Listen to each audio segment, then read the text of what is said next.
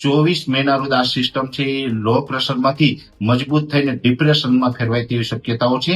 એટલે ગુજરાત અને મહારાષ્ટ્ર બંને રાજ્યોની અંદર મુશળધાર વરસાદોની શક્યતાઓ છે. આજે થોડીક વધારે મજબૂત થઈને એ મજબૂત લો પ્રેશર બની ચૂક્યું છે. જોકે આ સિસ્ટમ છે દરિયાકાંઠાથી ખૂબ નજીક હતી. એ આજે મોડી રાતથી એમાં મૂવમેન્ટ થવાનું ચાલુ થયું છે અને અત્યારે એની મૂવમેન્ટ છે એ ઉત્તર પૂર્વ દિશા તરફ છે. આ વરસાદો જ્યાં પડશે ત્યાં થોડુંક ગાજવીજ અને પવનનું પ્રમાણ પણ જોવા મળી શકે. એટલે ગાજવીજ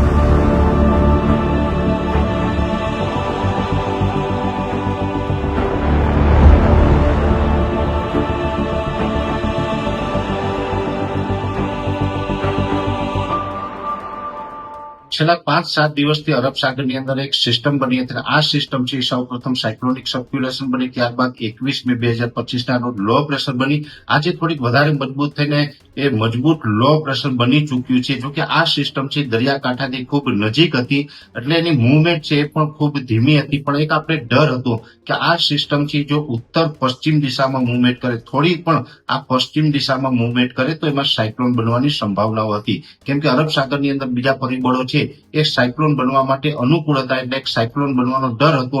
પણ આ સિસ્ટમ છે એ આજે મોડી રાતથી એમાં મૂવમેન્ટ થવાનું ચાલુ થયું છે અને અત્યારે એની મૂવમેન્ટ છે એ ઉત્તર પૂર્વ દિશા તરફ છે. એટલે કે પશ્ચિમ દિશા તરફ મૂવમેન્ટ નથી. એટલે સાયક્લોનના ખતરામાંથી ક્યાંય ને ક્યાંય હવે આપણે બચી જશું. જોકે હવે આ સિસ્ટમ છે એ સતત ઉત્તર પૂર્વ દિશા ઉપર મૂવમેન્ટ કરવાની છે, જેથી કરીને આપણે હવે સાયક્લોન બને તેવી સંભાવનાઓ ખૂબ નહીવત છે. એટલે સાયક્લોનના ખતરામાંથી ચોક્કસથી આપણે બચી જશું. પણ આ સિસ્ટમ છે એ વધુને વધુ હજી મજબૂત થાય તેવી શક્યતાઓ છે. લગભગ આવતીકાલે 24 મેના રોજ આ સિસ્ટમ છે એ લો પ્રેશરમાંથી મજબૂત થઈને ડિપ્રેશનમાં ફેરવાય તેવી શક્યતાઓ છે. એટલે ગુજરાત અને મહારાષ્ટ્ર બંને રાજ્યોની અંદર મુશળધાર વરસાદોની શક્યતાઓ છે. ખાસ કરીને મહારાષ્ટ્રના અનેક ભાગોની અંદર ધોધમાર વરસાદ પડી શકે છે, જેમાં મુંબઈની અંદર અતિ ભારે વરસાદોની પણ સંભાવનાઓ છે. અને આપણા ગુજરાતના દક્ષિણ ગુજરાતના તમામ જિલ્લાઓ છે એની અંદર પણ સામાન્ય કરતા વધારે વરસાદ અને અમુક સેક્ટરોની અંદર ભારેથી અતિ ભારે વરસાદ પણ નોંધાય તેવી શક્યતાઓ છે. એ સાથે સૌરાષ્ટ્રના દરિયાઈ કાંઠાના જિલ્લા અને મધ્ય ગુજરાતના જે ખંભાત લાગુ આસપાસ તમામ વિસ્તારો છે, જેમાં આણંદ, નડિયાદ, ખેડા જેવા વિસ્તારમાં પણ હળવાથી મધ્યમ વરસાદો છે એ પડી શકે છે. અને ખાસ કરીને સૌરાષ્ટ્રના બોટાદ, ભાવનગર, અમરેલી, ગીર સોમનાથ, જુનાગઢ અને રાજકોટ જેવા વિસ્તારોની અંદર વરસાદની શક્યતાઓ છે.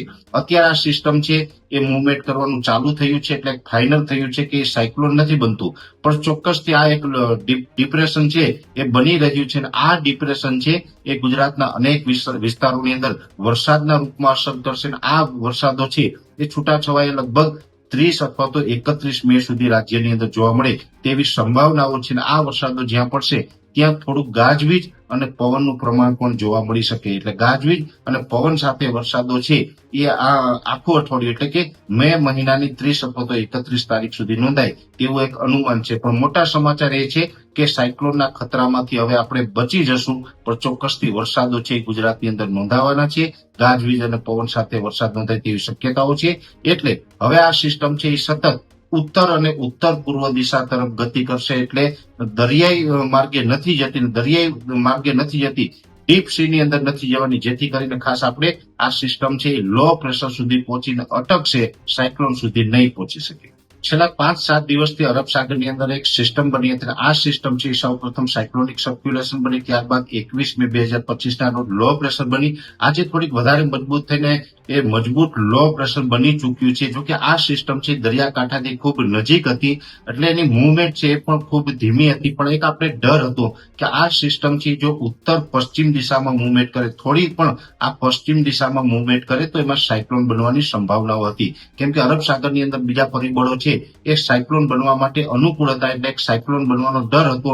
પણ આ સિસ્ટમ છે એ આજે મોડી રાતથી એમાં મૂવમેન્ટ થવાનું ચાલુ થયું છે અને અત્યારે એની મૂવમેન્ટ છે એ ઉત્તર પૂર્વ દિશા તરફ છે. એટલે કે પશ્ચિમ દિશા તરફ મૂવમેન્ટ નથી. એટલે સાયક્લોનના ખતરામાંથી ક્યાંય ને ક્યાંય હવે આપણે બચી જશું. જોકે હવે આ સિસ્ટમ છે એ સતત ઉત્તર પૂર્વ દિશા ઉપર મૂવમેન્ટ કરવાની છે, જેથી કરીને આપણે હવે સાયક્લોન બને તેવી સંભાવનાઓ ખૂબ નહીવત છે. એટલે સાયક્લોનના ખતરામાંથી ચોક્કસથી આપણે બચી જશું. પણ આ સિસ્ટમ છે એ વધુને વધુ હજી મજબૂત થાય તેવી શક્યતાઓ છે. લગભગ આવતીકાલે 24 મેના રોજ આ સિસ્ટમ છે એ લો પ્રેશરમાંથી મજબૂત થઈને ડિપ્રેશનમાં ફેરવાય તેવી શક્યતાઓ છે.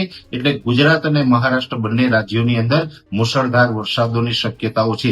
ખાસ કરીને મહારાષ્ટ્રના અનેક ભાગોની અંદર ધોધમાર વરસાદ પડી શકે છે, જેમાં મુંબઈની અંદર અતિ ભારે વરસાદોની પણ સંભાવનાઓ છે.